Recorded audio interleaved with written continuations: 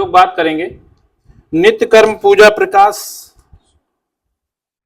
के माध्यम से गणेश जी का और कुछ विधियां हैं जो लोगों को समझ में नहीं आती हैं कि स्नान कैसे करना है, जप अजपा क्या होता है।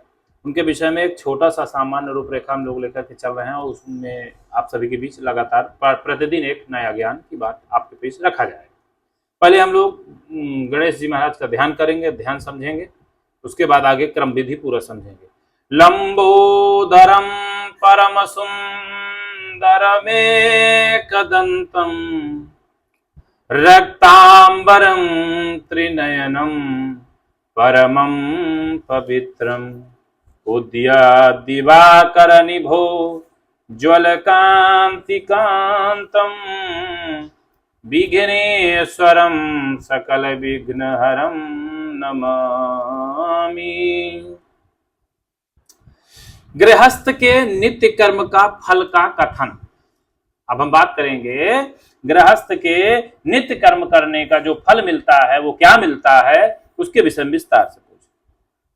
अथोच्यते गृहस्थस्य नित्य कर्म यथा विधि यत् कृत्वा नृन्माप्नोति दैवात् पैत्र्याच्च मानुषात्।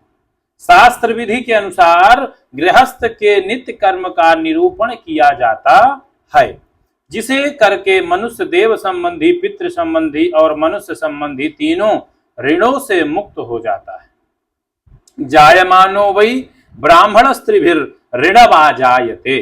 तैतरेय में लिखा हुआ है संहिता में कि मनुष्य जन्म लेते ही 3 ऋणों वाला हो जाता है। उससे अऋण होने के लिए यानी कि मुक्त होने के लिए शास्त्रों ने नित्य कर्म का विधान किया है। नित्य कर्म में शारीरिक शुद्धि, संध्या वंदन, तर्पण और देव पूजन प्रभृति शास्त्र निर्दिष्ट कर्म आते हैं। इनमें मुख्य निम्नलिखित 6 कर्म बताए गए हैं। पहला, संध्या स्नानम जपश्चैव देवतानां च पूजनम वैश्वदेवं तथातिथ्यं षट्कर्माणि दिने दिने। 6 प्रकार के कर्म बताएंगे हैं। वो कौन कौन से हैं? मनुष्य को स्नान, संध्या, जप, देव पूजन, बलि वैश्य देव और अतिथि सत्कार, ये 6 प्रकार के कर्म, ये 6 प्रकार के कर्म प्रतिदिन करने चाहिए।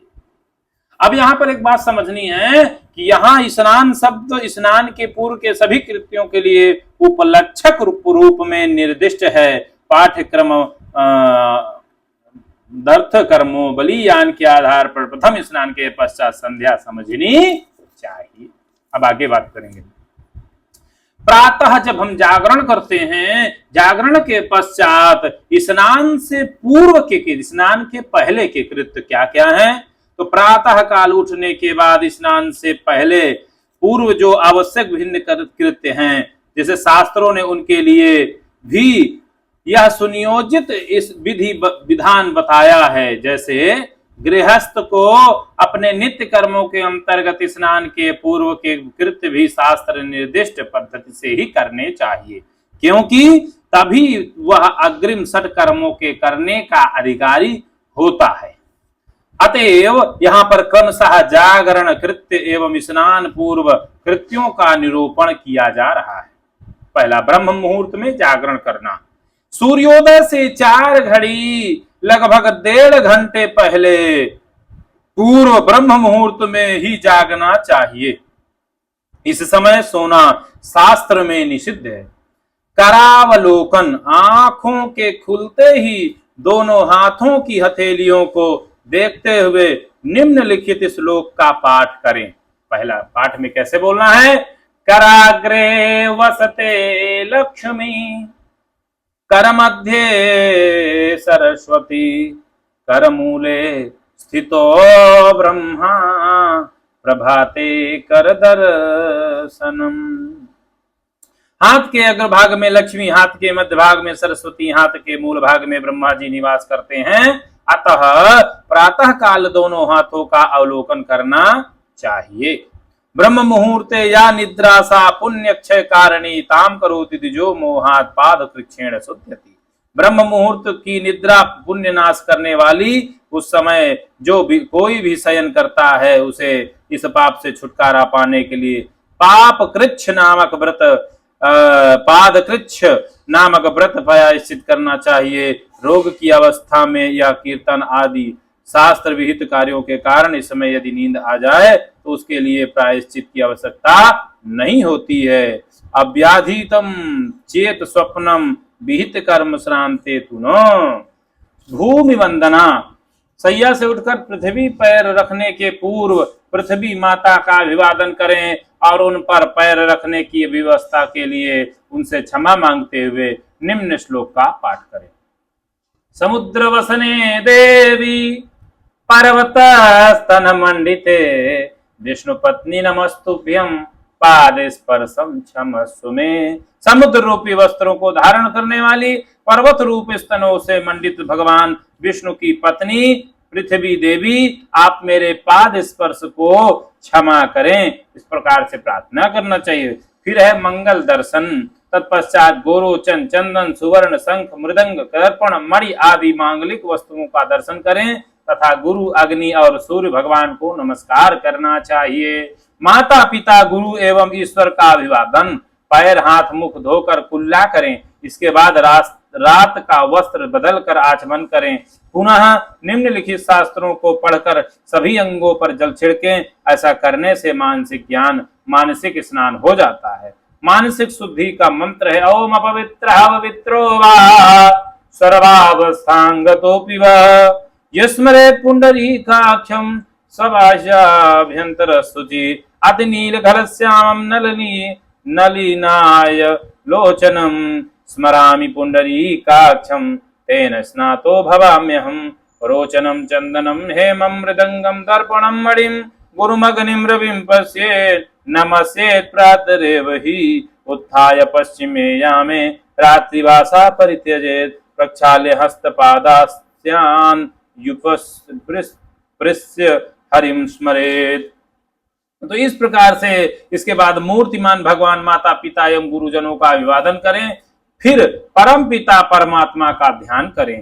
कर्म और उपासना का समुच्चय तन्मूलक का संकल्प। इसके बाद परमात्मा से प्रार्थना करें कि हे परमात्मन, श्रुति और स्मृति आपकी ही आज्ञाएं हैं। आपकी इन आज्ञाओं के पालन के लिए मैं इस समय से लेकर सोने तक सभी कार्य करूंगा। इससे आप मुझ पर प्रसन्न हो, क्योंकि आज्ञा पालन से बढ़कर स्वामी की और कोई सेवा नहीं होती है। त्रैलोक्य चैतन्य मयादिदेवो श्रीनाथ विष्णु भगवाद्यज्ञायै प्रातः समुत्थाय तव प्रियार्थम संसार यात्रा मनुवर्तयिष्ये। सुप्तः प्रबोधितो विष्णु ऋषिकेशेन त्वया यद्यत् कारयसे कार्यं तत्करोमि त्वदाज्ञया। आपकी यह भी आज्ञा है कि हम करने के साथ साथ, काम करने के साथ साथ मैं आपका स्मरण भी करता रहूं। तदनुसार यथासंभव आपका स्मरण करता हुआ और नाम लेता हुआ काम करता रहूंगा तथा उन्हें आपको समर्पित भी करता रहूंगा। इस कर्म रूप पूजा से आप प्रसन्न हो। उत्थाय माता पितरौ पूर्वमेवाभिवादयेत् आचार्यस्य ततो नित्यमभिवाद्यो विजानता।